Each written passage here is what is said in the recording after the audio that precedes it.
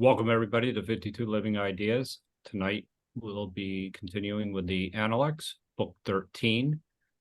We will have 1 to 2 readings, and then we'll go to Jason's translation. Then we'll open it up to comments. And after that, we ask that you actually keep those comments closely related to the passage that we read. And then towards the end, we'll have time for open discussion and dialogue. So with that, would anybody like to read their version of the Analects? Yeah, let's start from 19 and just read one chapter for first, for 19.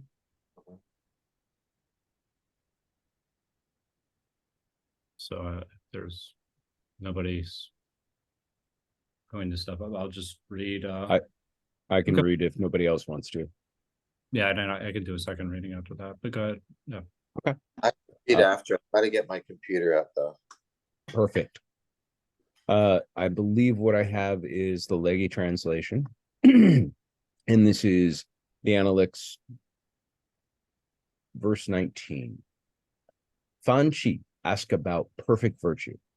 The master said, "It is in retirement to be sedately grave, in the management of business to be reverently attentive, in intercourse with others to be strictly sincere.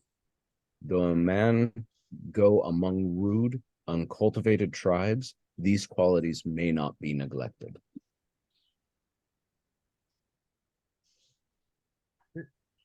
Thank you, Amon. Mark? So, Mark, you want to read your version or?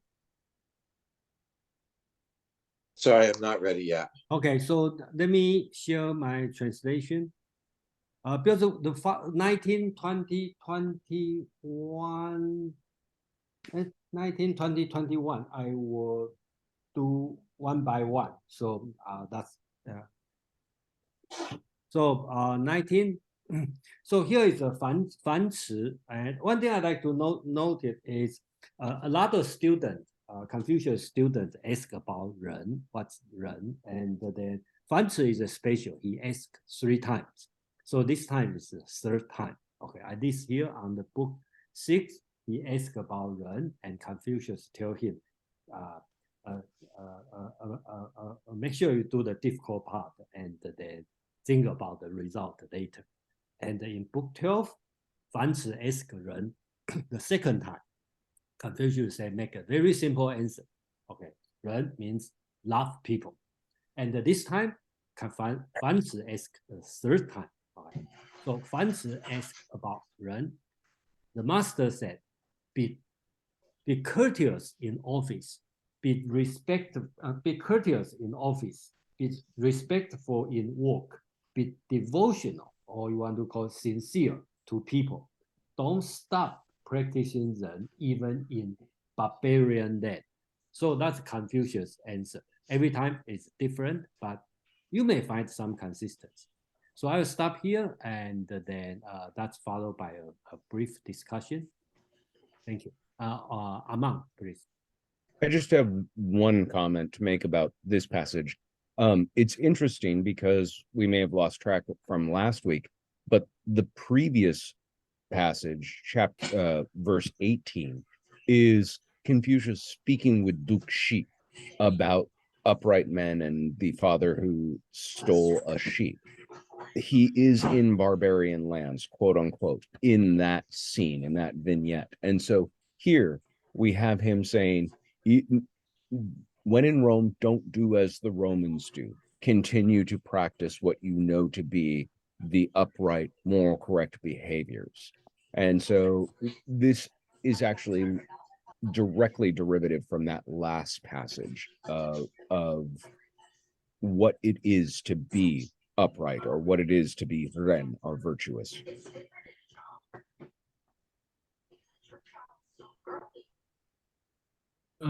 So we'll open it up for comments right now. And DLJ seems to have his hand up. Go ahead, DLJ. Yeah, thanks. So the version I'm looking at, names and shames. it says who the barbarians are, and is it Yi and D or Yi and Dai? I assume it's Yi and D, right? So these, it says they're non-Han. So there's a bit of, is this racism? What's going on? I think that during that time, all the so-called cultured world are very racist, right? So same as when I read this one, I will see like, you know, when Plato talked about barbarian, right? He meant Greek. He meant Persian. Okay, and then they even have a war within all the Greek Hellenic world. They are not barbarian, right? Even they have fighting each other. So I think that's the same kind of concept. Yes, that's. Right, so I was wondering if they were clan or caste, so whether they were separate or hierarchical. For the different people. Yeah, so you explained that. Yeah, for example, like Amon said, like people on the south, okay, so Chu, okay, yes, that's developed, but they are not really qualified as real barbarian, right? They are just a little bit like a foreigner, probably similar to Athenian see the Macedonian, okay, probably this kind of Athenian see the Macedonian, right? so that's even more insulting because they're saying they're not even good barbarians. So I don't know how far, but I think in book 14, Confucius have a very clear definition of a barbarian. The barbarians, they dress different. Ancient Chinese tie their hair up and well kept. They have the clothes do it on the right side. So Confucius' worry is if barbarian rule, Chinese will have hair loose and the well clothes on the left hand side. So if you want to make a clear definition, that's a Confucius definition. Okay, so the dress, the hairstyle and the clothes are different, and which is important for next 2,000 years. Yeah, got it. So I just saw Amon's comment in the chat. I was actually thinking the English and the Scots. When he said that they're dressed differently, I was thinking of the Scots rather than the French. But yeah, French applies. Yeah, I'll go with that.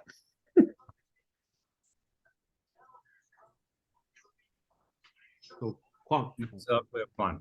Go ahead. Yes, I want to say that at the time of Confucianism, we were not plagued yet with that disease called to be politically correct. So Confucianism was encouraging us to racism, to Han supremacy, to sexism, and etc. So those were natural man, not hindered by stupid politically correct concepts. So don't be shy. The Greeks were a superior race and they had the same attitude.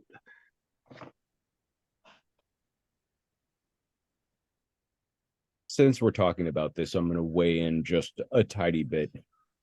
This isn't as antiquated as it seems because, you know, foreign barbarians isn't that unusual a way of understanding people outside of China. For the Chinese, even now, you could be, you know, here, I need a foreign barbarian. I actually had a professor who would say that anytime they wanted to have somebody come speak to them who was a Westerner. They're like, I need a foreign barbarian. And so, you know, I could be grabbed for just such an occasion. The criteria, and Jason did a good job of pointing it out, the clothing, the hairstyle, what has really constituted whether a people were civilized or whether they were barbarian is how I guess the way of saying it would be Hanified they were. Did they read Chinese? Did they write Chinese? Did they adopt Chinese custom? And were they familiar with Confucius? Those qualities brought somebody closer into civilization versus being a foreign barbarian. And really, up through the modern times, treating those who weren't Hanified as foreign barbarians was not an uncommon behavior amongst the Chinese.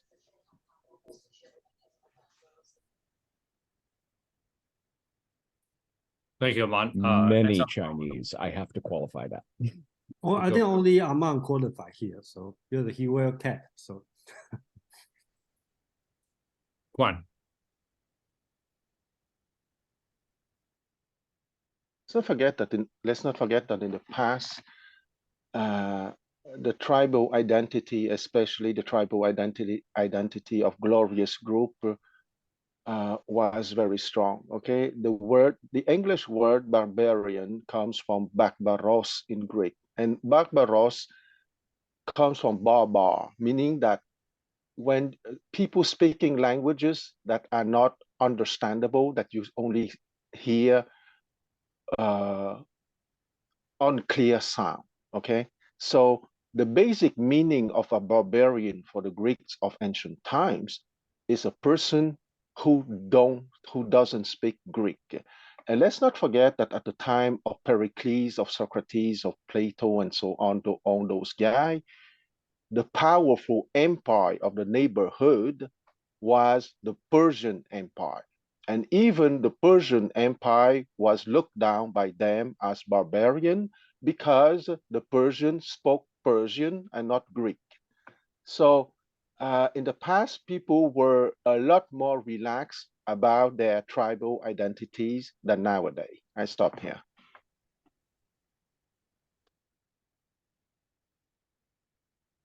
okay, we probably can move on. Yeah, sure. So Okay, we so let's go. Yeah, on to number 20. 20. Yeah.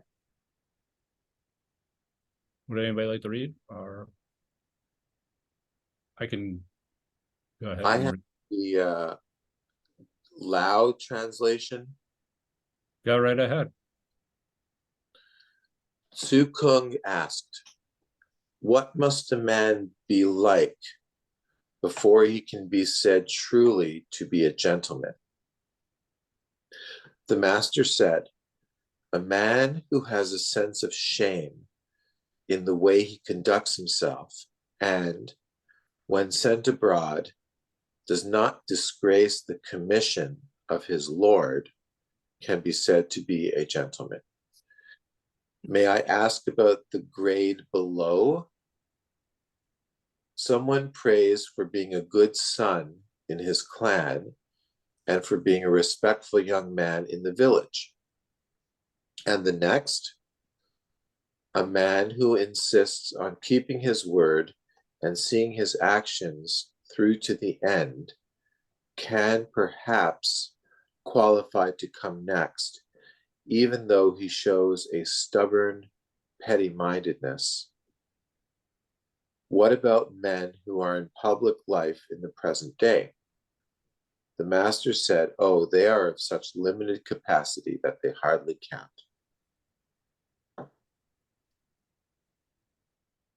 Great. Thank you, Mark. I think here, this one has a lot to talk about because this one is, personally, I like this one because it's a clear definition. I should not call definition for the requirement for different kind of so-called 事. I think when Mark read this one, the Lao's translation translate as 事 as gentleman. Some will translate as scholar, and I decided to translate as a learned man or learned person because at that time not everybody study, but whoever study should be qualified as 士, or you can consider as low ranking, very low ranking aristocrat. Okay, so anyway, 士 same as 君子. Okay, the same concept. Important concept in Analects. And here, Zhi Gong ask about 士, this kind of concept, and some translators gentleman. Okay, but 士 we will consider in Confucius' word would be the person who learned, but only the person reach the perfect virtue can be called 君子. So 士 is easy to be a 士, but it's not that easy to be a 君子. So here, Zhi Gong asks, how can a man be qualified as a learned man, which is 士. The master said, one who conducts himself with a sense of shame, and who, when sent to four corners of the world, does not disgrace his prince mandate, can be called a learned man. So that's the first level Confucius talking about. You at least you have a self sense of shame. That means you are a moral person and you work for your prince, and you can work will never disgrace your prince mandate. So of course, not everybody can do this. So Zigong asked, may I ask what's the next level? The master said, his clan and the household call him xiao, which is filial piety, and his village and the neighbors call him respectfulness. So, or you want to call the fraternal piety. So basically in the household, that means your big house, okay, not like a 4 people house. We're talking about all of your cousins with the same last name. In the household, people know you are xiao, which is filial piety. And then in your neighbor, you know you are a respectful person. So in this case, you can be called 士 or learned person. Then Zigong asked, may I ask what's the next level? That's one level down. The master said, his words are trustworthy. His actions are decisive. He is an attentive small man, but qualified as a secondary learned man. So here, I translate the word small man and basics just read word by word in Chinese as 小人, small man, which is opposite to 君子.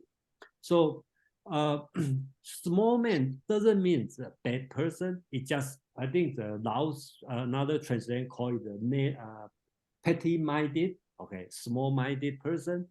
This kind of person, very careful, cautious, this kind of person, attentive, small man. So he only take care of himself, okay, make sure himself reach his virtuous self. So this kind of person, Confucius said, even he is a small man, but qualified as a secondary learned man. Then Zigong asked, right, that's the key. How about those who participate in governance today? How about the people, our governor, mayor, city council, how about them? So Confucius say, alas, they are like a small vessel. Okay, so small vessel is, they talk about like 孝斗之人. Confucius used the name for the 斗孝之人, means the small bucket, they are just small buckets. Even as Confucius already see people as vessel, is kind of one purpose use people. It's not a good people, but they are very small. So it's not worth it. It's not worth measuring. So Confucius even doesn't want to comment about these people.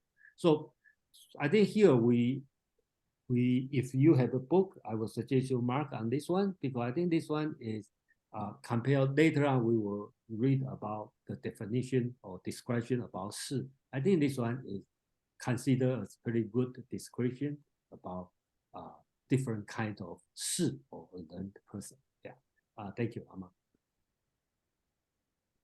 Thank you, Jason. I too really like this passage because the 士 figure in very largely to Chinese history. In much the same way, it's a little anachronistic to think about it this way, but we think about the course of human events, and most of the time we are encountering in history the elite. The people who read or wrote or did things were of an elite class. The 士 of ancient China were that elite class. And at this time, when Confucius is speaking of them, there's no sort of established pecking order for getting there. You just were considered that way or you weren't. And like Jason said, here's a criteria to go by. So what makes someone an intelligentsia or part of the intelligentsia? And he has a really clear, lucid explanation. Conduct themselves with a sense of shame when sent to the four corners of the world. They do not disgrace their prince's mandate. That seems a little off topic to some bookworm learned individual who's sitting around reading scrolls all day. But this is the character that this person should have as a result of that. And so this elite should have a matchingly elite character. And then he says, well, what comes after that? So who else would you consider to be, sure like? And he's saying, the big man on campus, when he talks about somebody who's got the quality of shout, being filial and being fraternally pious with people. You can almost imagine, walk into the village. Who's the big man in this village? This is the person people would point to, because they all have a sense of connection and trust in this individual. And then he's saying, so what's the level after that? And the opposite of the big man on campus is a small man on campus. But that doesn't mean you're a bad person. It means that you're not elevated in that kind of way, but you're trustworthy. You're decisive. People can rely on you. That's good enough to sort of start to eke in underneath, the end of the bell curve there. And then he asked about what's happening now in governance. And he's basically saying they don't qualify as any of these. All of them are not hitting any of these marks. They're not even in the curve of qualifying as so-called intelligentsia or so-called learned men. They're just, empty vessels, empty buckets or pails, playing the game of being these people. They wear the clothes, they have the drapings, but they don't have the character for it, really. And that's why I kind of like this, is because this sets it out for the first time, and Chinese history took this and ran with it as almost a guiding rubric to follow to make sure later throughout the rest of Chinese history. Thank you, Amon. So we have two hands up. First Quan, followed by David. Okay, that class, the Shu, is very interesting because most of the time they are the cadet sons of the barons, the marquis, the dukes that didn't receive lands or servants. So what did they receive? They received the classical education of the 6 liberal arts. So they were capable to write, to know the poetry, to know the I Ching, to know the historical documents and so on. So their legacy is their culture. So that culture has been transmitted by Confucius to lower social layers.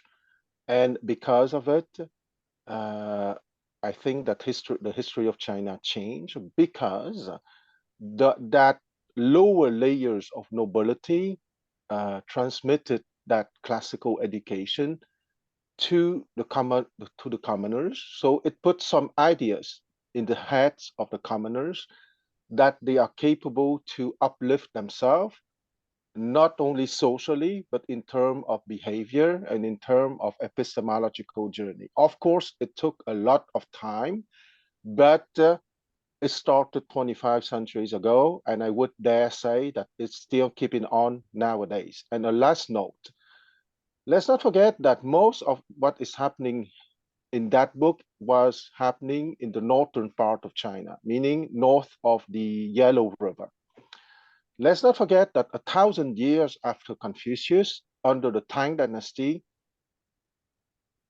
the southern part of China was only 12% of the Chinese population. It means that it operated on at least 2 levels, from the lower layers of the nobility to the commoners, and to the original Han Chinese in the northern part of China, to what the Chinese call the barbarians in the south. Okay, so the signification has been a very long process, and once again, 1,000 years after Confucius, the southern part of China was only 12% of the Chinese population. And under the Tang Dynasty, the Chinese population was around 60 million people. I stop here. Thank you for that, Quan. David.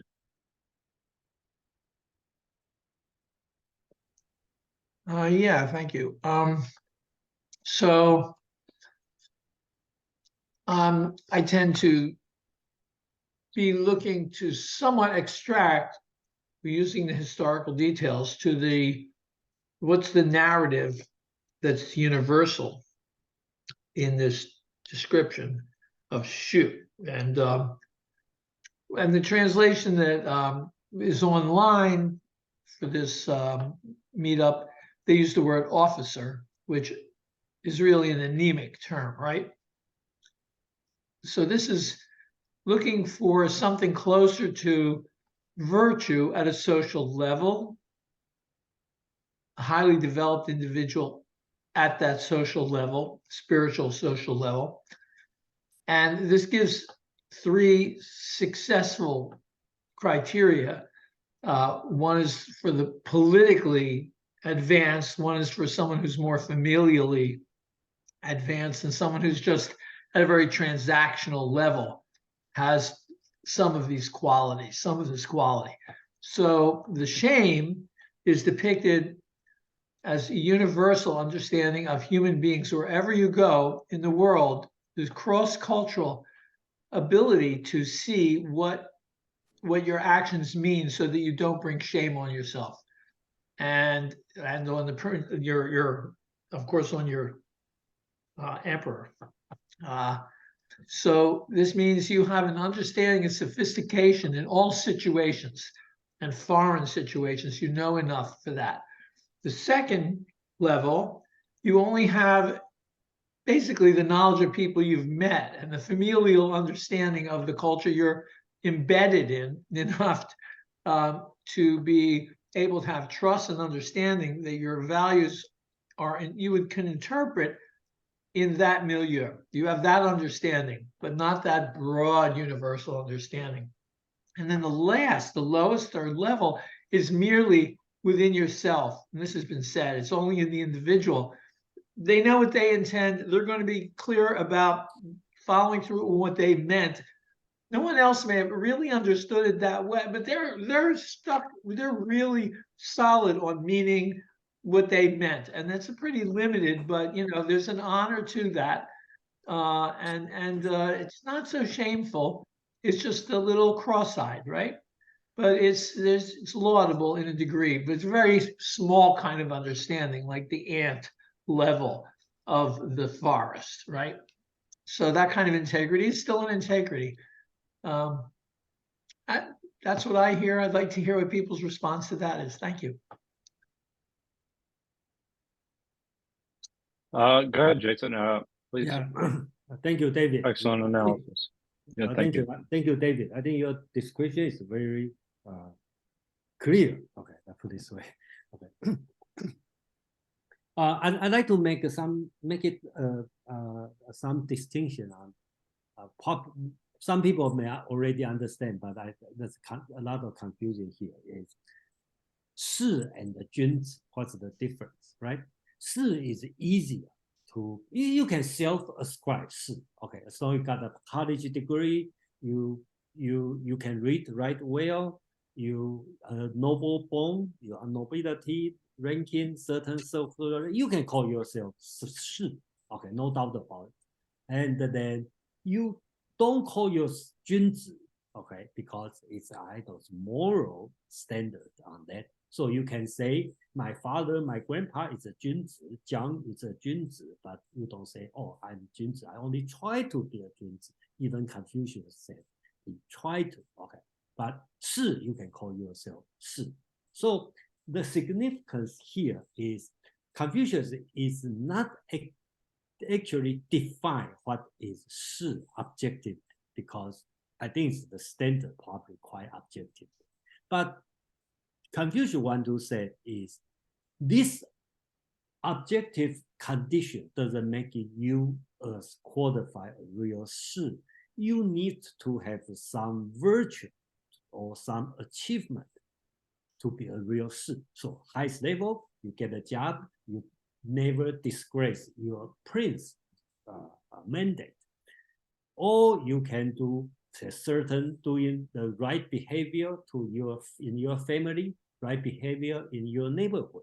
Okay, perfect example, Yan Hui. Okay, he is perfect student, but he never get a government job. So he's perfect, a good example, good for himself, good to his household, good for the neighborhood, right?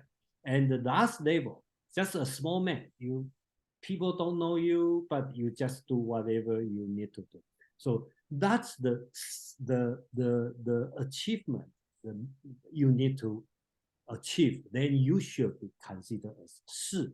Okay, so just like we in the Western philosophy, especially in the Greek, the concept is man and the good man, right? Be the man is easy, you can be a man, but be the good man is a different situation. Same situation, be the 是 you easily, or it has an objective condition to become a 是, but to be the good 是, you need to do something to become. That's I think clear. Thank you.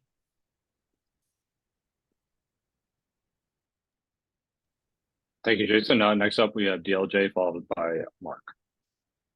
Yeah, thanks, everyone. So as we work through these, I'm always looking for, I mean, I love the historical context that you guys are giving. Appreciate that a lot. But I'm also thinking, and I should say, and I'm also thinking about the applicability to today, because it's the ones that, you know, how relevant are they today is a thought that's always in my mind. And I get the bit about the going to the four corners, to do your prince's will. That's what we call ambassadors now, right? And we do expect them to be of a high quality of, you know, intelligence and diplomacy and so on. So I think that definitely does apply. The bit where he's very dismissive of those government officials of today, that obviously doesn't apply, because obviously nowadays all our government officials are absolutely beyond reproach. So times have changed, haven't they? Yeah.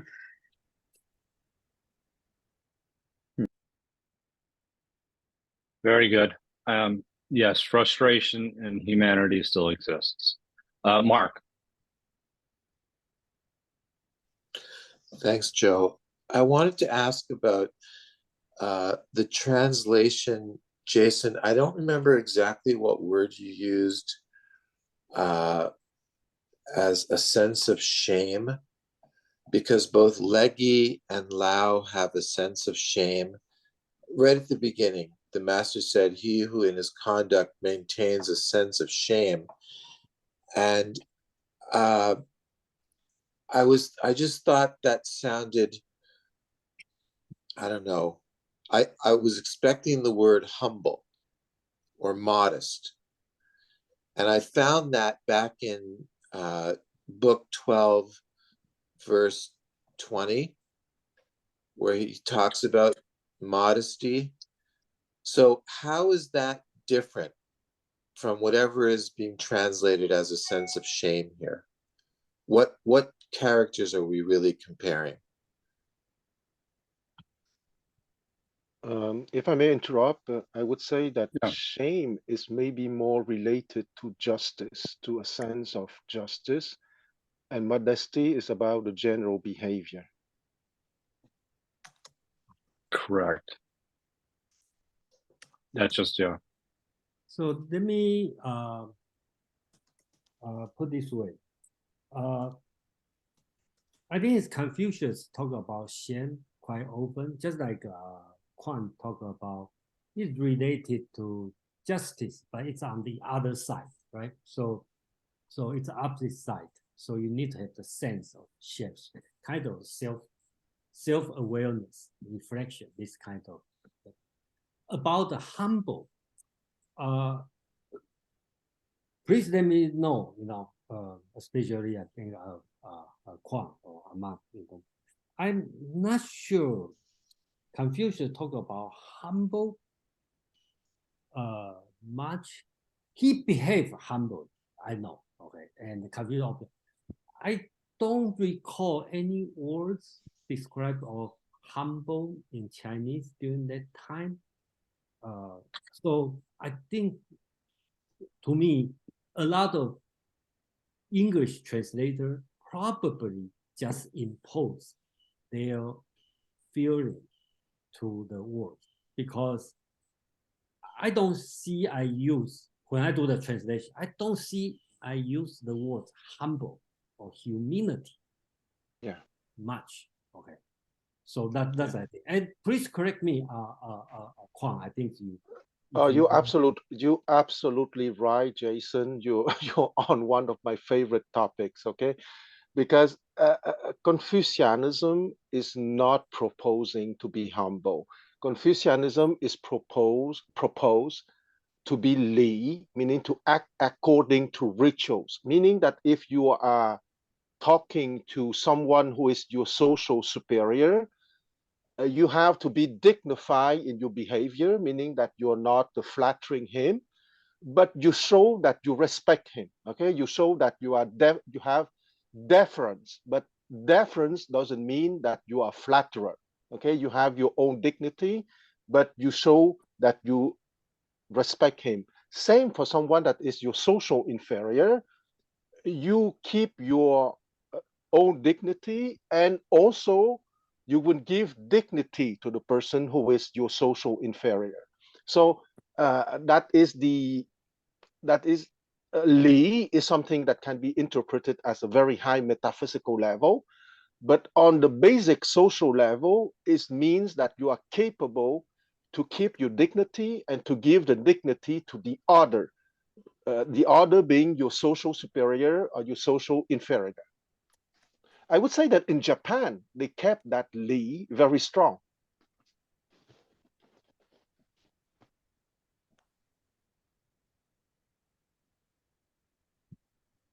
Mon. Yeah, I just dropped the etymology for qi into the chat. The character that Mark was asking about, that literally means disgrace or shame, is made up of two parts. It's made up of the character for ear and heart. And it's really, remember that Chinese is a pictographic and metaphoric language. It's also ideographic, I know, but here, this word is comprising two characters to tell you what it means to be humble, not humble, shameful, abase yourself in front of others. Keep your ears open to take in what is said and let it go directly to your heart. We have a moral quality around the idea of shame and shaming as an inherently categorically bad thing from a Western cultural eye. That would not have been true for Confucius, and often isn't true in modern East Asian cultures, because it is simply another instrument. It is another thing to create a more well-rounded human being. There's not necessarily the idea that shaming someone is a terrible thing, as long as you are in the proper position to do it. To bring shame on someone who is your superior, or to, act shamefully, that is to lose face. That's a disgrace. But the idea that you could reproach somebody who is your inferior and make them ashamed for their behaviors is what you have to say to them, going into their ear and speaking directly to their heart to change its orientation.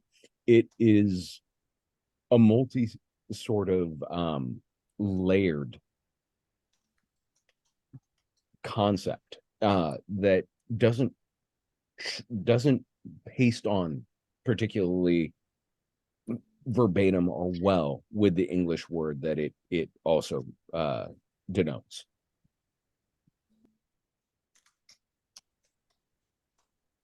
Yeah, I'm going to be very brief here. I just believe that, just to answer the question here, you along the same lines that Amon had approached it, this idea about shame. You don't want somebody to be shameless.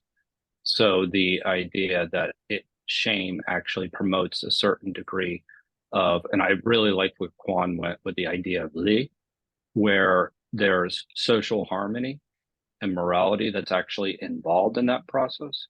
So that then that shame actually promotes that.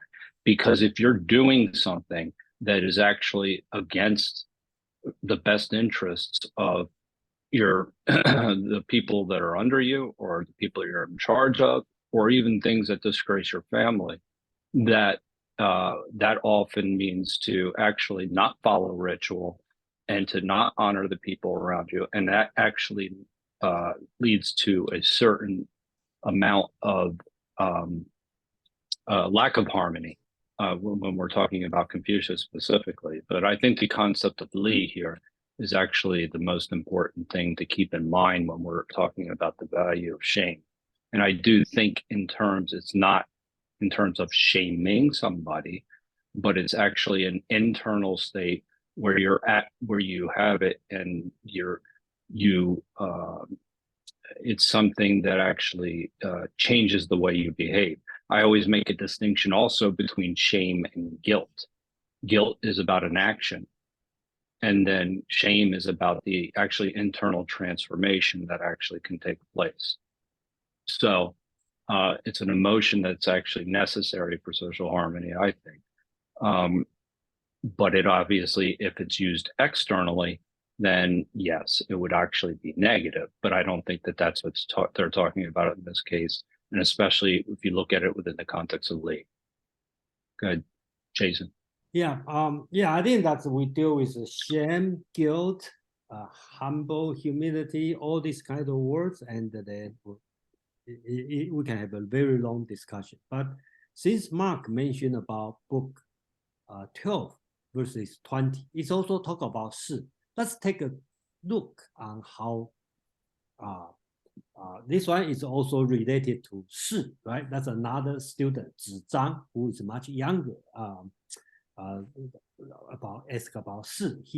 I think he is low humble background, and so he worked his way up.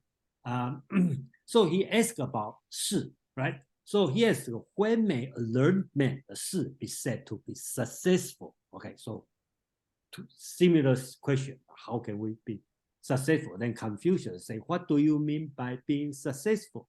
His name is to be renowned through the state, to be renowned through his household. Okay, so that's Zhi Zhang's definition. The master said that's to be renowned, not to be successful, right? Being successful. So that's Confucius' teaching here. Being straightforward and dutiful, carefully listen to people's word and observing their countenance. Okay, so this part, the first part is talking about how to deal with your superior. And the second part talking about how to deal with your inferior, right? Which is being considerate and humble to people.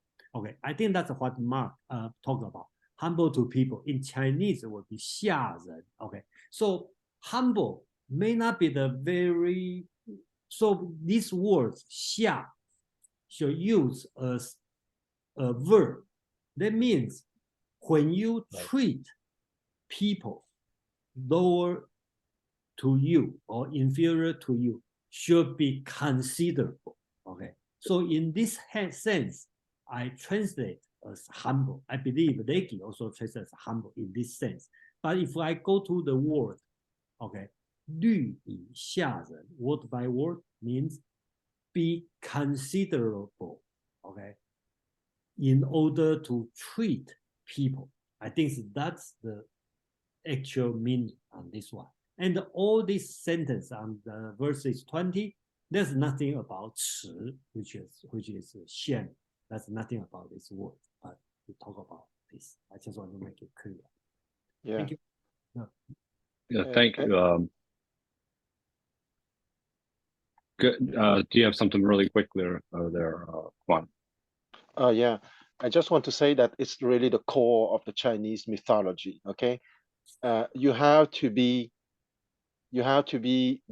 respectful to your superior, and you have to be courteous to the people who are subordinate to you. Okay, and that is really the core of Confucianism. You have to give to each his dignity. Thank you very much, David. And then we're going to move on because we do want to get through book 13 this evening, and we're currently only into our third verse. Right, right. Well, okay. So I think the dignity was a good point that was just brought up. I won't talk about that. But on the shame, as you were saying, Joe, I think shaming is entirely different from what is being described here. Is the requirement is the person is to know shame so that they don't bring shame. So they have the self-awareness, because shame is an awareness state of your social. You are in a state of shame when you feel publicly humiliated, when it's pointed out your shortcoming in a social setting, that you in front of others have this deficit, this deficiency. And if you're treating people in their proper rank and order, the way Quan was saying, you won't bring yourself to this reprehensible state of shortcoming. And so you won't bring shame on you. So you know what is decent. And that's what it is to live knowing what shame is. And that was the requirement, the first requirement, right? That's all. Thanks. Thanks, David. That's a nice way to close this out. So for the next sections, how many would you like to cover, Jason? Yeah, just one. It's very short. So Okay. yeah, I think I'm finished. So okay, all right. So would anybody like to read their version? Or Sure, I'll read 21. go right ahead, Mark. The master said, having failed to find moderate men for associates, one would, if there were no alternative, have to turn to the undisciplined and the over-scrupulous. The former are enterprising, while the latter will draw the line at certain kinds of action. Thank you, Wow, Mark. that's a lot different. Okay. That's a lot different, yeah. And like even Joe, you want to read your version?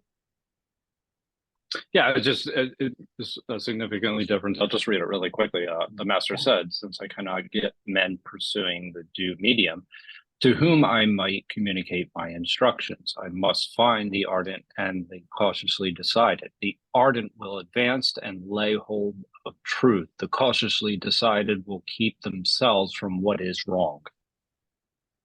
Okay, so yeah, okay, so this one is very short, but I think the essence should be simple. Basics, Confucius is talking about the doctrine of the mean. Okay, so everything in the middle. Okay, not over, not enough. Okay, but question here is, I don't know what Confucius told. Okay, he's complaining or he's happy or he compromised, right? So the master said, if I cannot be with those who follow the middle way, which is the doctrine of the means, they must be either ardent or cautious. Okay, those who are ardent always move forward. Those who are cautious never do wrong. Okay, 有所不为. So by the Chinese words, I believe both ardent and cautious, Confucius may think they are okay, still good, okay, still teachable. Okay, that's my understanding. And based on the original use the words, okay, 不得中行而与之. So I translate as with these people. And Zhu Xi's interpretation is impart, which is teaching, right? If I don't get the people in the middle way to teach, I can teach the people who are ardent, which is more on the other side and or more cautious, because the ardent people always move forward, and for the cautious people never make mistake. So both way are fine. So that's my interpretation. But I just based on the text here. So Amon, you have something. Yeah, thank you. I think this gives us a sneak peek into the real Confucius, in a very pragmatic sense of there is an ideal mean, and people are often, if not rarely ever, that ideal mean. So what am I left to contend with? I'm left to contend with ardent people. I'm left to contend with cautious people. Well, if they're too much of this, then I have a different way of instructing them and dealing with them. If they're too much of that, I can do it a different way. And we've seen that play out in his instruction throughout the Analects, that he gears his lessons towards the character of the person he is addressing. Here we get one sort of explicit view of, well, they're not ideal, but they have their strong suits, and you can play to that. And if you can play to that, you can also instruct to that in a manner that will balance them, get them more harmonious. And so I think I find this to be a fascinating glimpse inside sort of his pedagogy of how do I go about instructing and utilizing people in the best way for them and for, everyone in general. Very good, Amon. Next up, we'll go to DLJ, and I should qualify this. DLJ was just referred to as the perfect balance between pride and humility in the mean in our previous meetup. So I do think that maybe we have somebody that's defying the trend here. Yes, but bear in mind the person who said it was of no consequence. Yeah, it was DLJ. Yeah, the person who said it though, right? Yeah, sorry, I know you want to speed things up, so this is very brief. So the words I've got here is if you cannot manage to find a person of perfectly balanced, that's the word you just used, conduct, to associate with, I suppose, I love that. I suppose you must settle for the wild or the fastidious.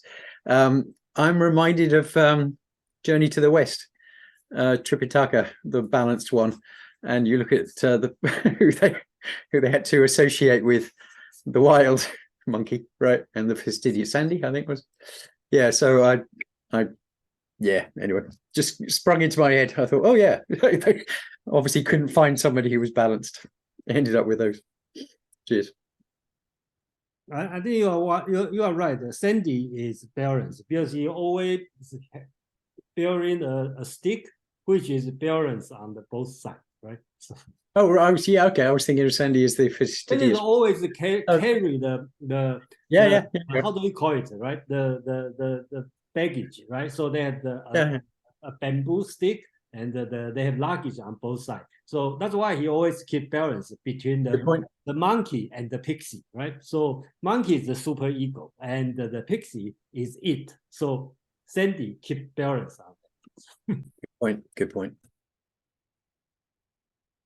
Yeah, I mean, I think that this actually comes back to something that we've talked about here, actually specifically last week a little bit with role ethics, specifically in the sense that it's about achieving balance between the individuals, society, and harmony. That's creating a harmony between the individuals. That's where I see it as almost it's how do I best express it? Even between not only society, even between this idea of between the individual and the cosmos. But this is essentially by following ethical principles. And so I think that yeah, this is about achieving balance in order to maintain social order. Anybody else have anything to say? So we can Good, let's move on to 22. Yeah, let's do Yeah, so the two. Okay, yeah. anybody want to read? I can do it.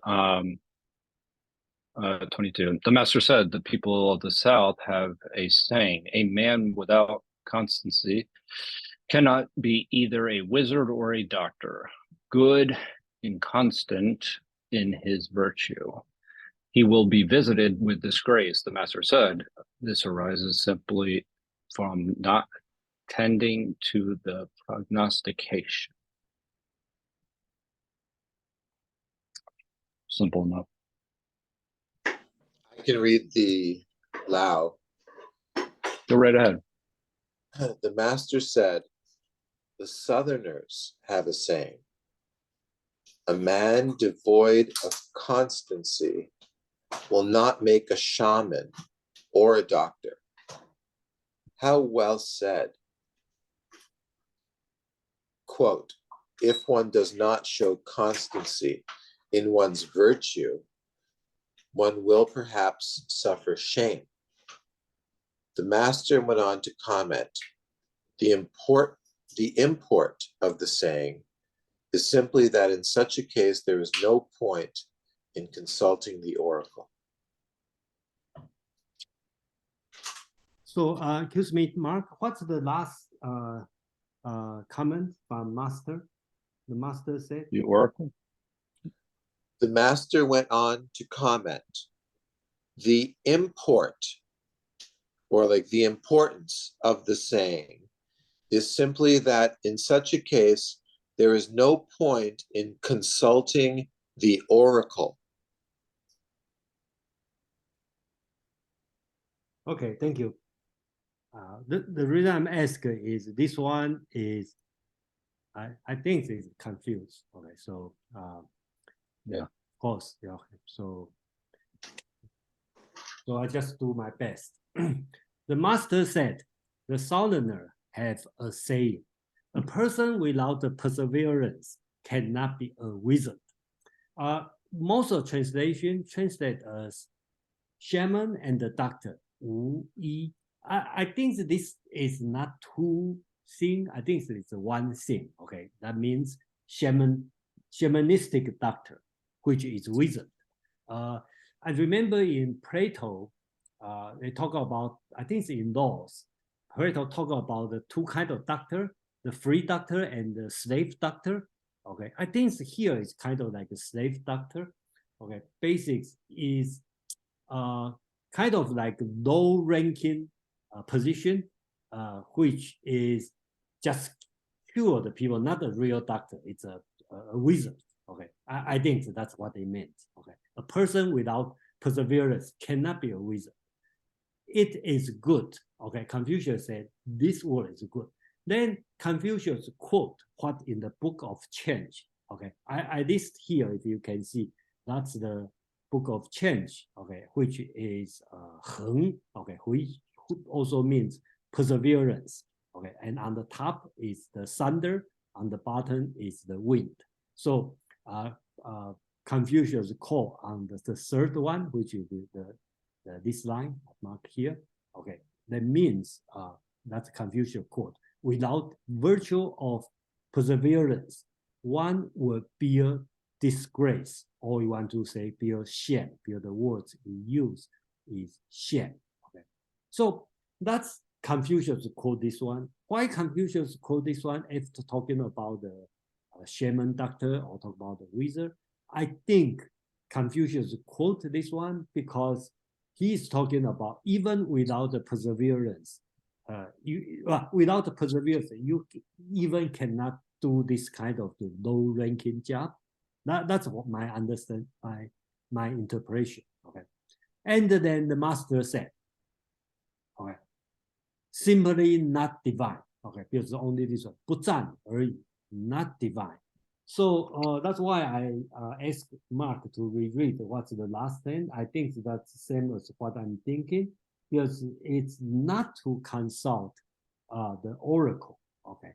So another way to look at this one is he probably talked about the book of change. It's not about divine, not about oracle.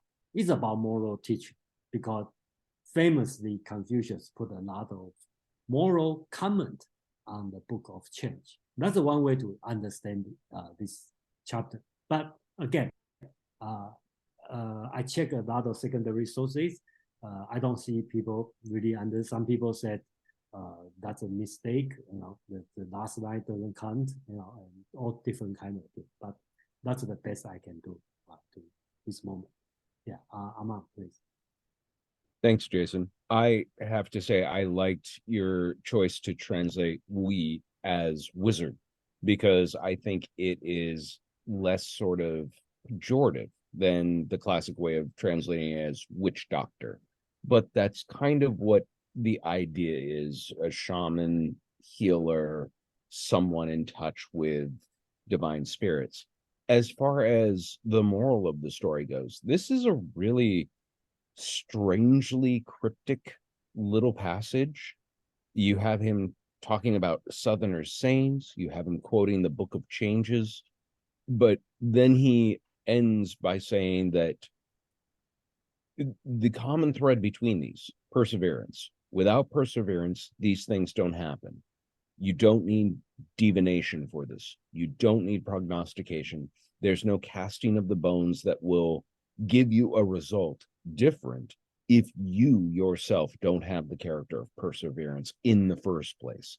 And so that's the moral of the story, is whether it's in barbarian lands dealing with their witch doctors, or it's consulting, the oldest of tomes in the library, divination and divine intervention will not supersede and not help you if you don't first have the character of perseverance to tackle anything that you do.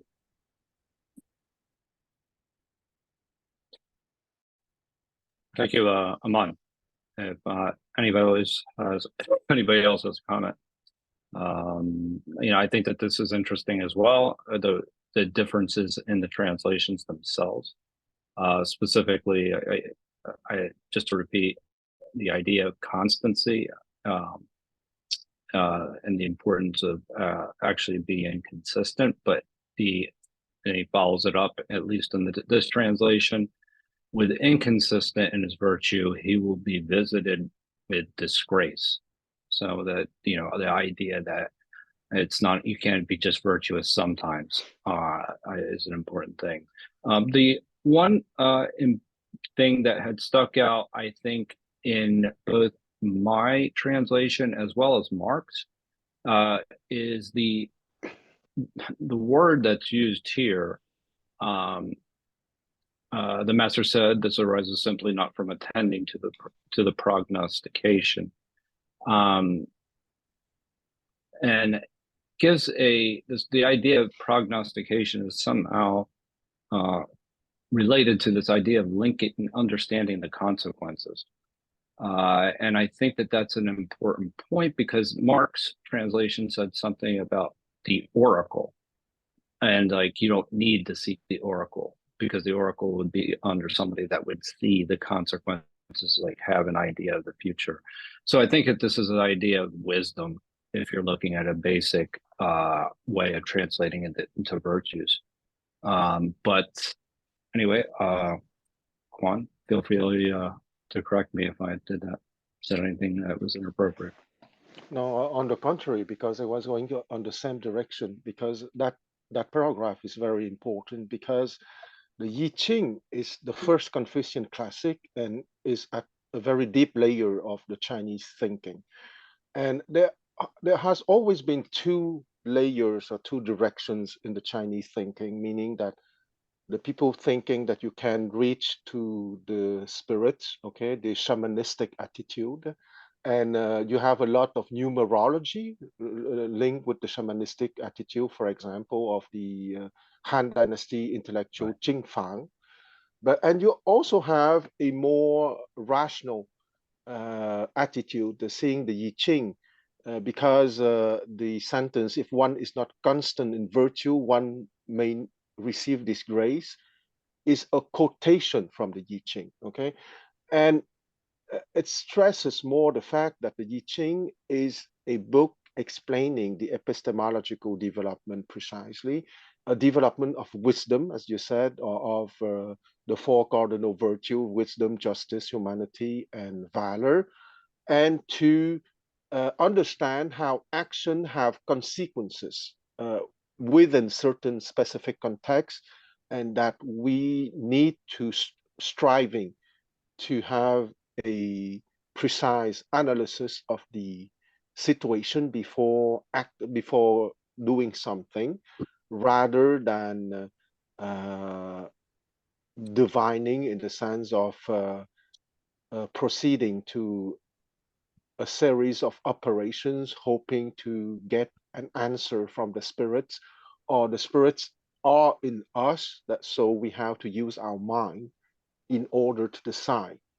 So I would say that it's probably one of the most important paragraph with the of the analect that I would pair with the paragraph 2.4, which is the paragraph using symbolic ages for the epistemological development. I stop here. Okay, I think that's very interesting. You say this one is one of the important, and 朱熹's comment is 语义未详. Okay, that means meaning is not clear. So just joke. Okay, thank you. I'm very honored to be in contradiction with Chu-Si. So okay, anyway, I think we can move So on. let's go 23. Mark, would you like to read your version? No, let's go 23, 24, 25, 26. Let's do both. Okay. Let's go for it. Sure. 23.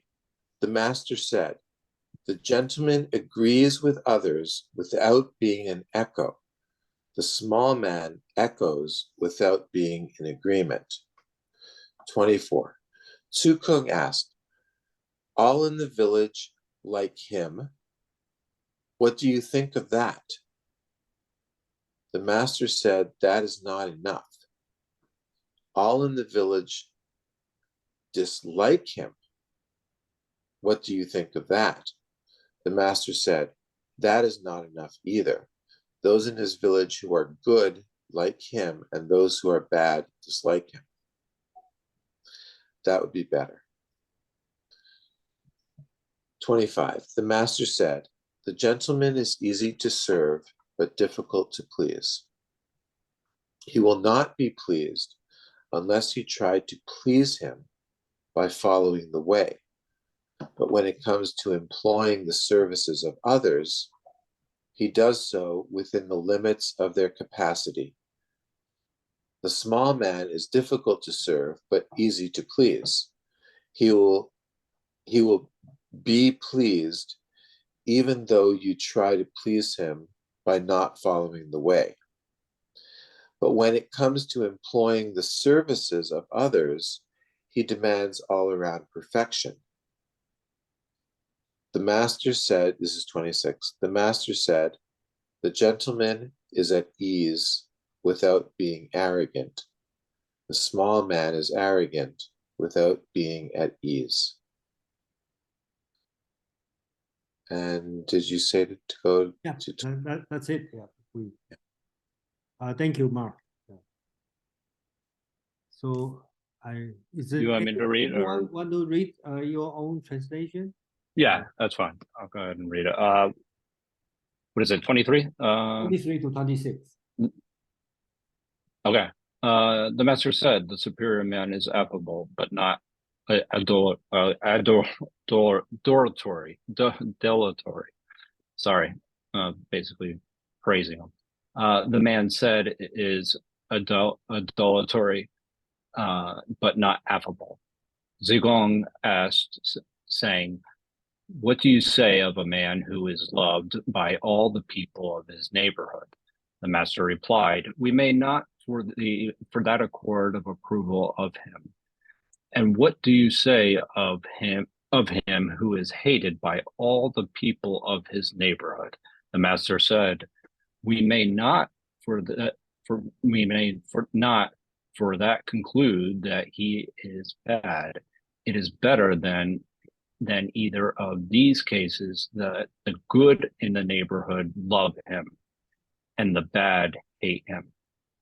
25, the master said, the superior man is easy to serve and difficult to please. If you try to please him in any way which is not accordant with right, he will not be pleased. But in his employment of men, he uses them according to their capacity. The mean man is difficult to serve and easy to please. If you try to please him, though it be in a way which is not accordant with right, he may be pleased. But in his employment of man, he wishes them to be equal to everything. 26, the master said, the superior man has a dignified ease without pride. The mean man has pride without a dignified ease. Okay, thank you. Sorry about that. The reason I put these four together because they share the same logic and they deal with the 君子 and the small man. Okay, so you probably will find out Confucius' logic, the way of argument is like 君子 is A but not B, and the small man is B not A, right? So that's the way he keep talking. Not all, and just these four, three out of these four are in this pattern. And if you pay attention through the entire analect, there are many times Confucius will say, 君子 is A but not B, but a small man is B but not A, something like this. So that goes through. Okay, the master said, 君子 seek harmony, not agreement. Small men seek agreement, not harmony. Okay, 和, okay, usually I translate as harmony. So basically it's talking about, I think one translation talking about the agreement and the echo. So similar situation, but I prefer to this way, harmony and agreement. So 24, Zigong asked, what do you think if someone is liked by all of his village? The master said, I don't approve of him. Okay. So that's important for Confucius. A gentleman, a good, you will not praise everybody. If everybody say, oh, I like him, he's a good man. So Confucius called it 相怨, that means the hypocrite. Okay, so that's Confucius' point of view. Okay, so Zigong keep asking, what do you think if someone is hated by all of his village? The master said, I don't approve of him. It's better that the good people like him and the bad people hate him. So I think the message is clear, right? Confucius doesn't like the people who praise everybody, but it's obvious if nobody likes this person, that also means has some problem. 25. The master said, a 君子 is easy to serve, but hard to please. And again, he will say, a small man is easy to please, but hard to serve, right? So he said, 君子 is easy to serve, but hard to please. He's not pleased even if you please him. If you please him without following the Tao. But when he employs people, he only expects them to act as vessels. So that means working in accordance with their abilities. Okay. A small man is easy to please, but hard to serve. He's still pleased even if you please him without following the Tao. But when he employs people, he expects them to do everything. The word used is 备, that means comprehensive. Okay. He expects people to do everything. 26. The master said, 君子 are confident but not arrogant. Small men are arrogant but not confident. And I like the translation Joe read the word type, right? And the jiao, okay. Jiao means the if you look at the word, it says a horse on that. That means you ride on the very tall, big horse. So that means you are arrogant, right? And the Tai actually is a mountain, is a high mountain in Confucius' hometown. So the difference of riding on the tall horse and the big mountain is, I think I like Joe's the translation Joe read, the dignified ease, right? It's not self-made. It's naturally this way and never move. Unlike when you can imagine a small man ride on the big horse, okay, the attitude is so-called arrogant. And I translate as confident, but I think the dignified is probably a good translation. But the original words means the mountain and the big horse. Yeah, thank you, Amon. I'll be brief. Don't be a people pleaser. People who go out of their way just to make everyone happy are never actually confident that they've done the job of making everyone happy, and therefore will often cover that lack of confidence with arrogance. That's the summation of these 4 passages in one quick swoop. The opposite being, if you don't pursue that and you pursue harmony instead and try to be a junzi, then you'll have a confidence that will exude from you that people won't take to be mere arrogance.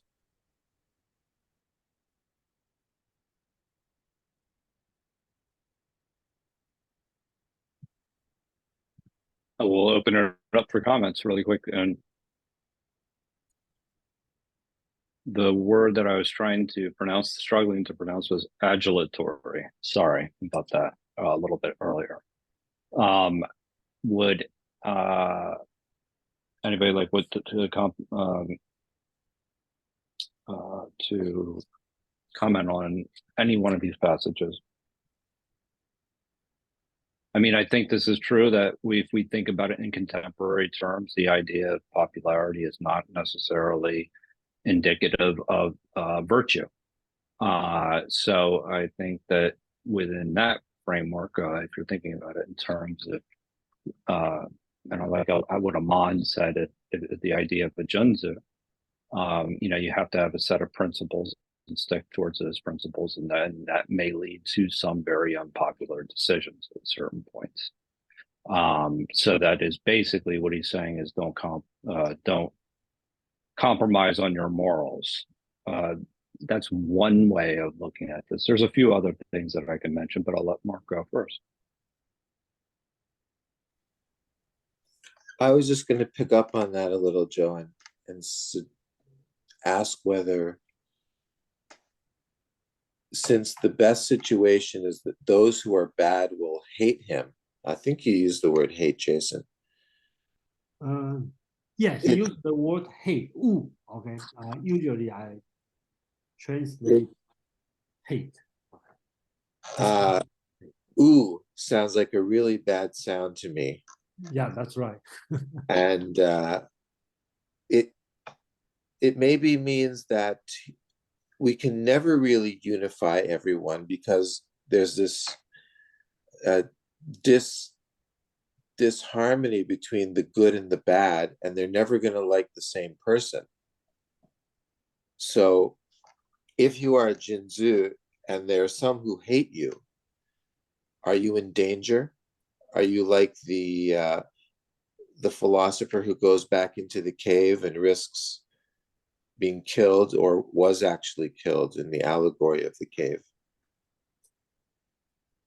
Well, I think that's a big question, right? But we can refer to the previous chapter, right? 23, right? Pursuing harmony but not agreement. So the good people and the bad people never agree, right? but Junzi still pursue harmony, but how, I don't know, but basics, agreement, everybody agree is not Confucius is looking for. Tong, right? The word tong, okay, means same.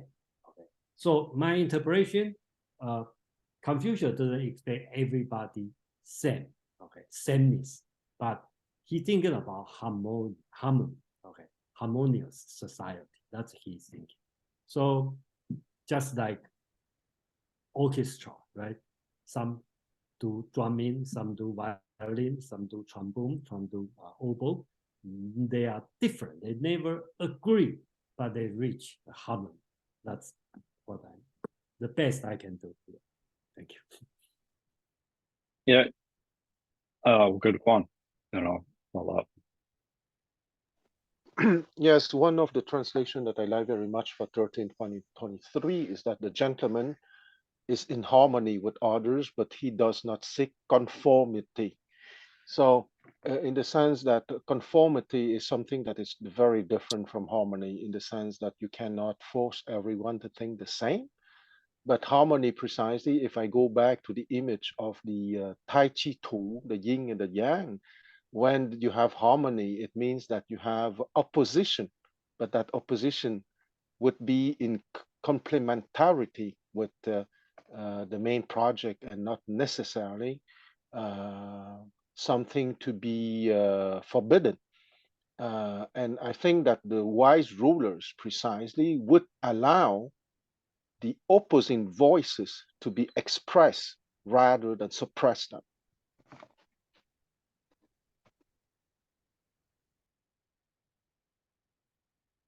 Yeah. So I think I will change it to conformity. I think that's a great word compared to harmony.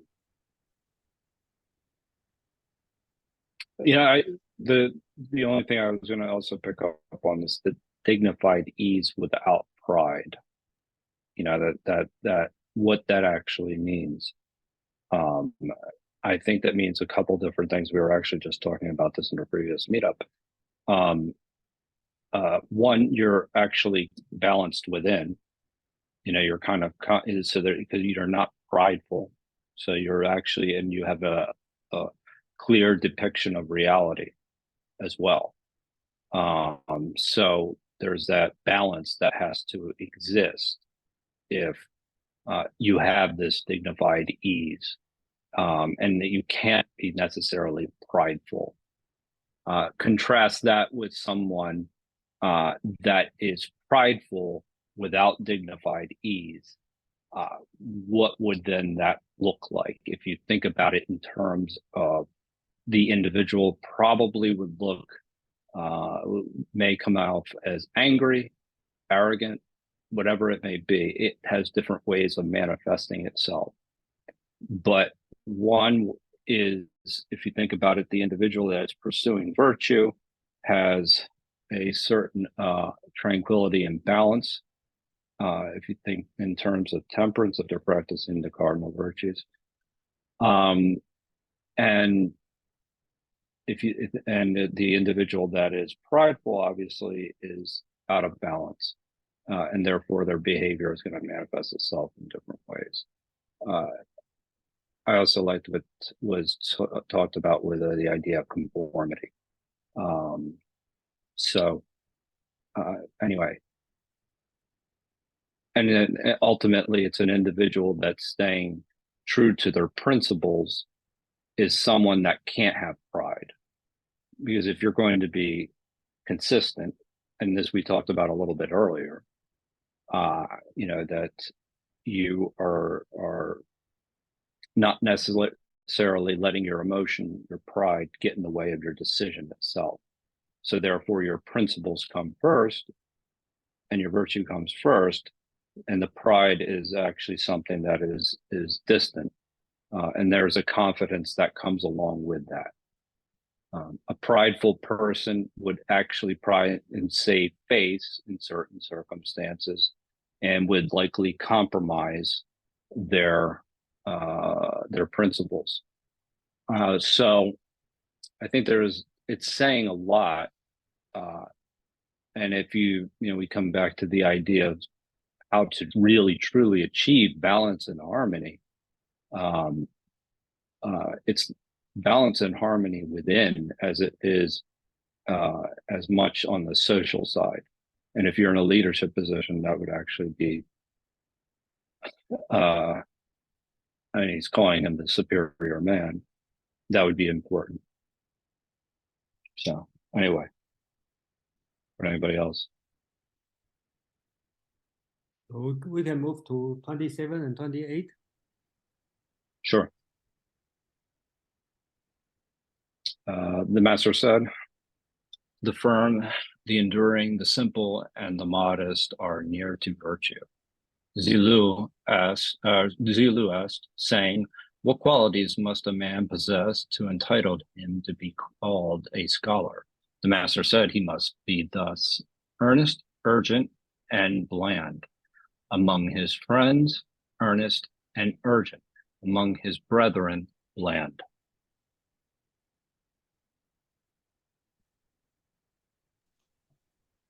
Any other version? Anyone want to read? 27. The master said, And 28. Oh, I'm sorry. unbending strength, resoluteness, simplicity, and reticence are close to benevolence. 28. Sulu asked, what must a man be like before he deserves to be called a gentleman? The master said, one who is, on the one hand, earnest and keen, and on the other, genial, deserves to be called a gentleman. Earnest and keen amongst friends, and genial amongst brothers. Thank you, Mark. Thank you, Mark. Actually, that's an interesting reading. Okay, so I think this two is relatively easy. So one deal with the one 27. This one is a famous saying, 刚毅木讷 for virtues, which is not Ren, but is very close to Ren. So Master said, firmness, strength, simplicity, and caution in speaking are close to Ren. That's Confucius' definition. So talk about your personality, the way speaking. Okay. 28. Zilu asks, how can one deserve to be called a learned man, which is shi? I think that's the second time. Today we define what's the meaning of shi, right? So Confucius' definition is, I would not say definition, let's talk about how to become a shi.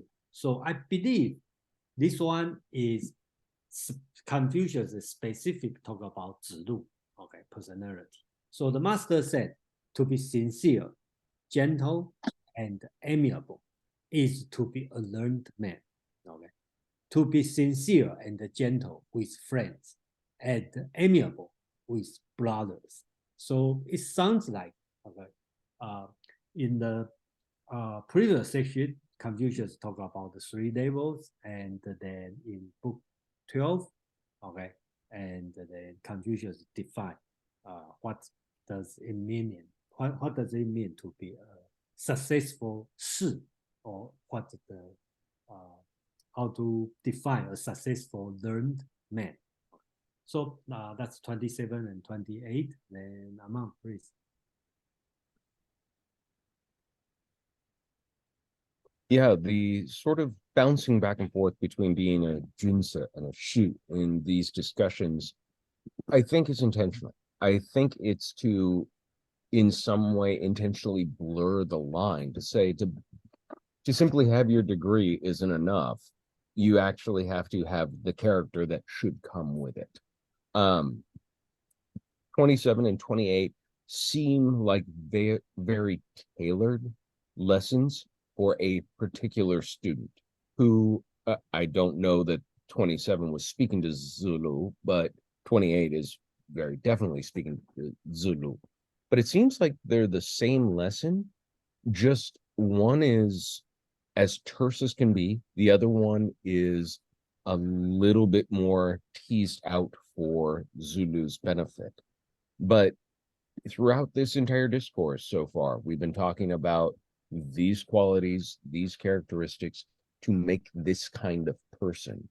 And you get that the road isn't identical for every student. It's slightly to the left, slightly to the right, slightly faster pace, slower pace, gentler, more daring, depending on who he's speaking with and what their needs are. Thank you, Amon. Any comments about 27 or 28? Anybody interested in the sense of the eye, looking at it through the eye? I maybe ask, is this one that we could possibly again revisit the idea of Li, in the sense of, if you think about it, and it's not specific ritual per se, but you do have a set of roles that how you're supposed to interact within those roles. And so it's in order for to maintain a certain degree of harmony, he must ask how he amongst his friends, how he must actually behave in order to maintain a certain type of relationship. And the only reason that came to mind, it would have never have come to mind if Mark's translation didn't use the word benevolence. And that's what kind of triggered it for me.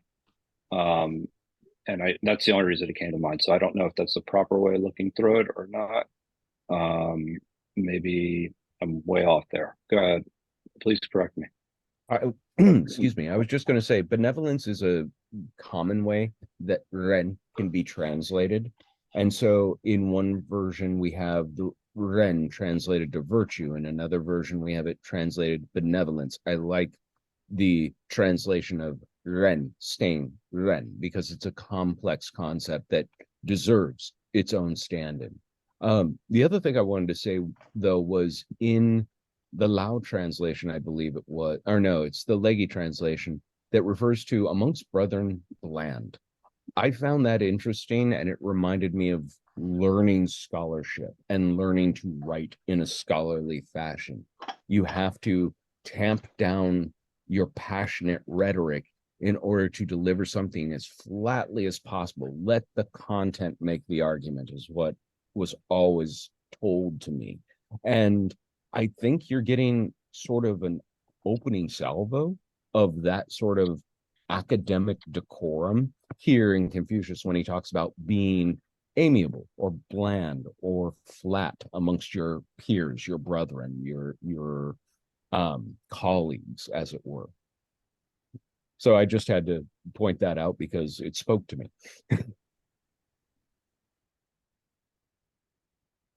Thank you, Amon. Quan, followed by Jason. I think that those two paragraphs are very interesting because let's not forget that the context of Confucianism.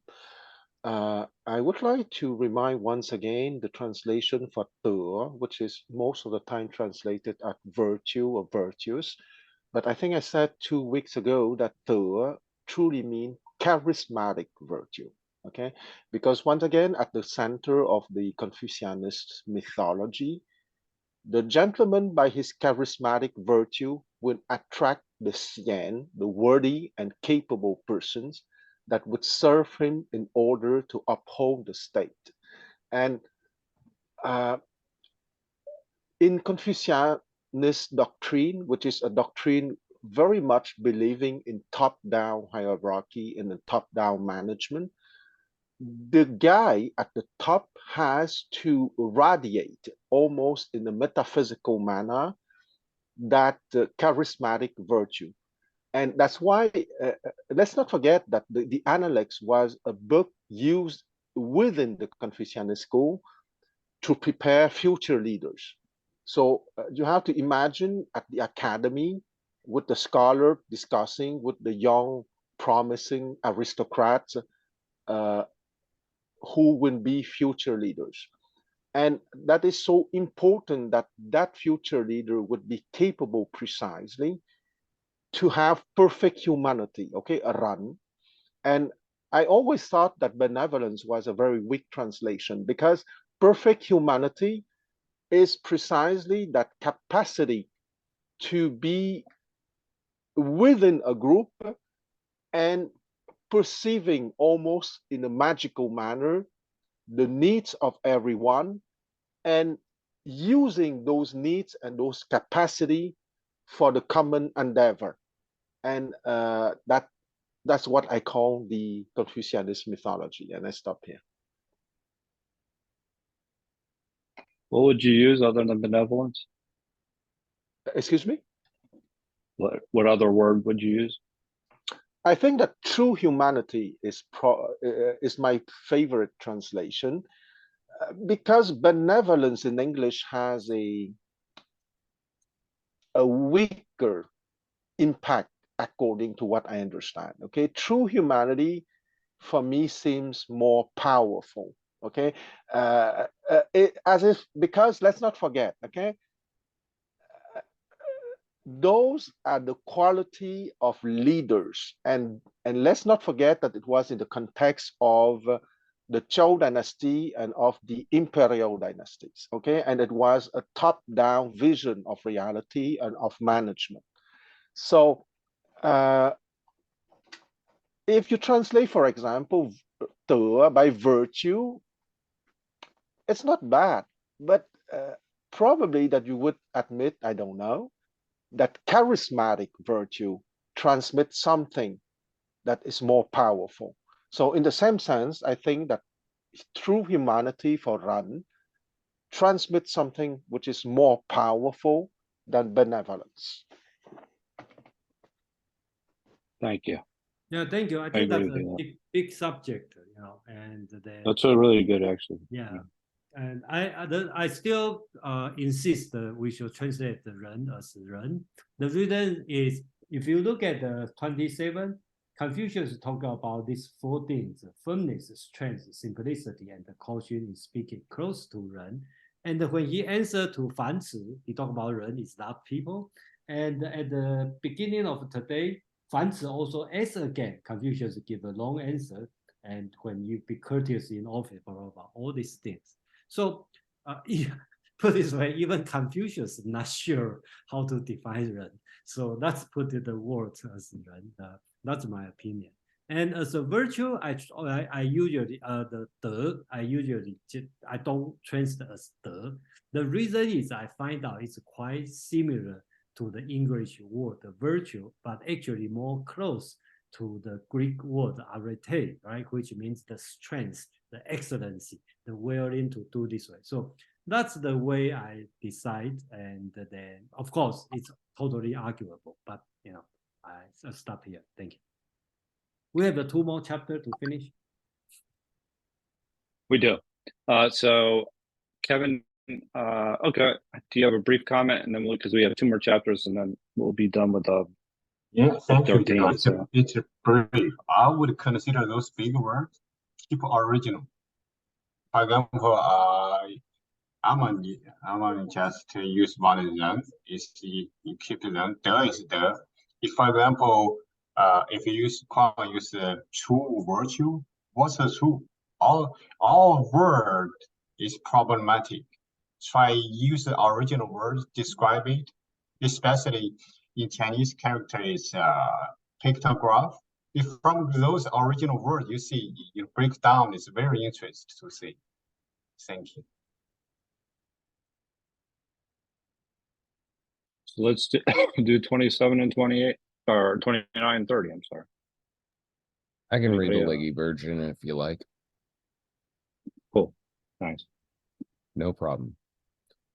So we're at 29 and 30. 29 and 30. The master said, "Let a good man teach the people 7 years, and they may then likewise be employed in war." 30. The master said, "To lead an uninstructed people to war is to throw them away.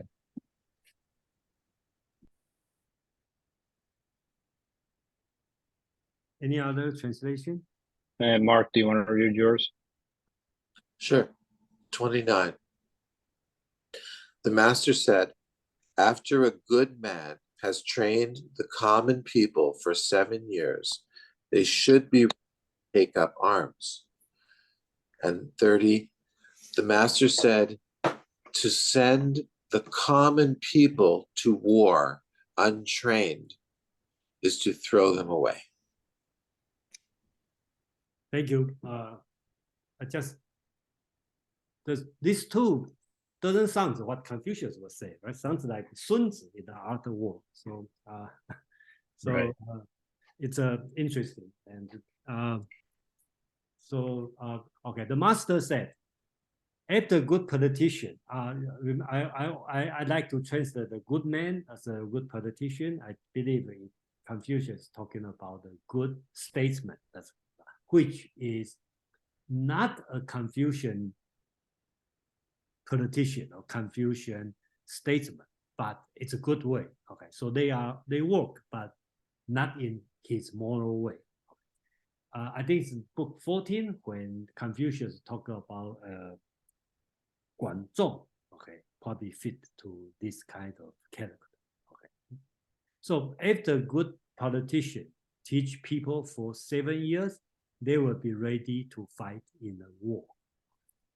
Number 30, the master said, sending untaught people to fight is to discard them. I don't think I need to explain this, but it really doesn't sound what Confucius would say, more like Sun Tzu would say. So anyway, thank you, Amon. Yeah, this almost feels like a bridge between the Analects and the Art of War. Because it comes so out of left field, it feels like a very left turn from everything else we've talked about, but almost sort of as a punchline to this, that everything leading up to this, being a good official, being a good shi, being a junsa, developing ren, being in office, is for the purpose that if you call upon your people to do something, they now have faith in you, they trust you, they understand why you're asking them to do it. And if you simply are going to hold that, I'm the boss, I said so, now get out there on the field and pick up that halberd, you're basically throwing cannon fodder to an army that probably didn't have cannons yet. But the metaphor stands. That's exactly what I was going to say. I was going to say cannon fodder, and they didn't. Did they have cannons? Beat me to it completely.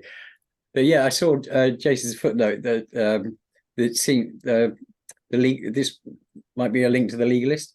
But yeah, it suddenly went procedural, right, or policy, like 7 years for training, and then if not, don't send it to war because they'll end up dead. It's like, where did that come from? So yeah, just what I was thinking. And then Confucius hardly use this kind of thing, like precise number.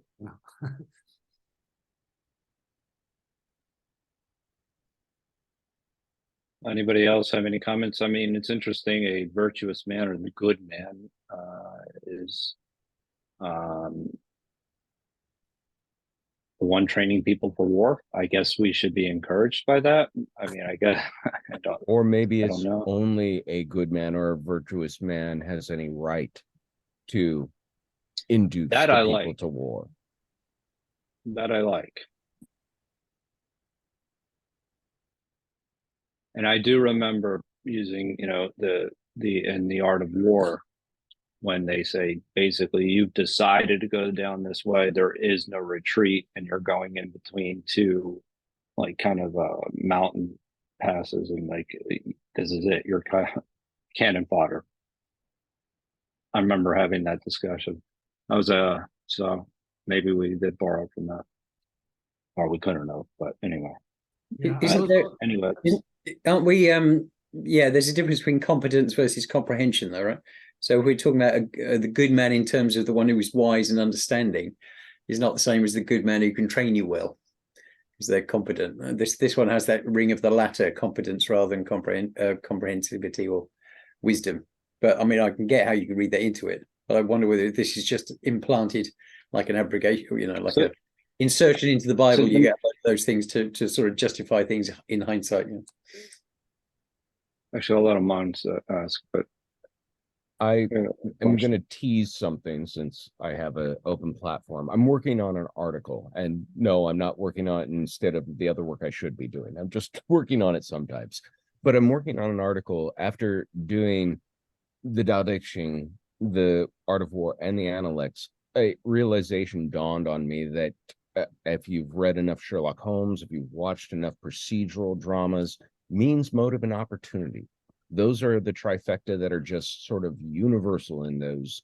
But in these three texts, those three human forces, means, motive, and opportunity, are always intimated, and something is forever being placed at the pinnacle, more important than the other two. For Sun Tzu, it is means. For the Tao Te Ching, it is opportunity. And for the Analects, it is motive. What matters more than anything is what motivates you. That is qualitatively different than the other two texts, but it has an overlap. It creates an overlap between the three of them, where although this set of passages seems to come out of left field, if they're talking to the Analects or the Art of War or the scholars of Sun Tzu, then it makes sense that as they set by their very firm argument that the means is really the important thing. There's nothing more important. He's saying without the proper motive, you won't have the means to do anything but to throw these people to the wolves. And so you need a proper motive to be benevolent as a leader, as a ruler. So I'm just throwing that out there for consideration. I want to hear what Kevin has to say, though. Kevin. My turn. And I think Quan had his hand up. Quan, yeah, Quan. Let's go, Quan. No, Kevin, you're next. Okay. I just basically break down this word. Originally, it's it means to speak. You use. I would imagine it's two people enjoy one goat. There's two. That's modern days. We change it to on the top is on is the word. The bottom is like a sheep. So the challenge is how do you define the Chinese word, the good person? That's yeah. Then when you read this passage compared to the next, the final one, comparable one, why you train 7 years put a war, defend your country, your value? Well, that's one way. It's on the last passage. See, if you don't train people, put them in a war, that's not good, right? That's criminal. It basically let the person, whoever seems to die without training. Thank you. Jason. Yeah, thank you, everyone. And then we reach our goal. We finish book 13, and then so I already unlocked the Zoom, so so we can we finish this one, and then I'm going to leave in a few minutes, and then next week we're going to deal with another book, book 14, 现 ask 现问. This one is much longer. They have a 44 chapter, and then I ran through it, and then probably we need 4 weeks. It's not 3 weeks to finish. Okay, so it's long, but luckily it's short. Each one is short, but difficult part is this book Confucius comments a lot of historical background. His contemporary statement, and also mentioned about what his the political wars during that time. So it's a little bit long, but it'll be very interesting. If you put the background when you read this one. Yeah. So anyway, thank you everyone, and then thank you Amon, thank you Joe, and thank you everyone. have a great contribution and the suggestion, and then I will see you next week. Thank you.